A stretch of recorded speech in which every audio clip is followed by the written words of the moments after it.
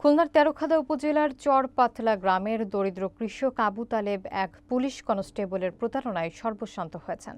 বিস্তারিত থাকছে রাসেল আহমেদের তথ্যচিত্রে।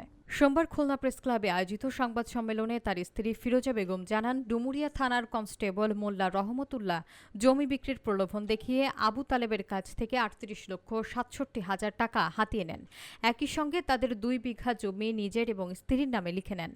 পরবর্তীতে জানা যায়, উল্লেখিত জমির মালিকই নন রহমতুল্লাহ। প্রতারণার শিকার হয়ে আবু তালেব আদালতে মামলা দায়ের করেছেন, যা এখনও বিচারাধীন।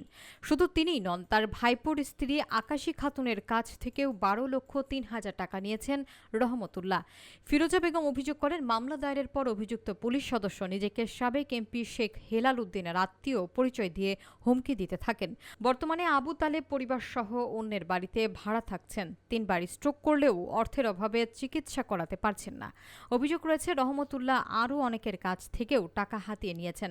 বর্তমানে তিনি ঢাকার কেরানীগঞ্জ থানার কলাটিয়া পুলিশ ফাঁড়িতে কর্মরত। তার বিরুদ্ধে এখনও কোনো প্রশাসনিক ব্যবস্থা নেওয়া হয়নি।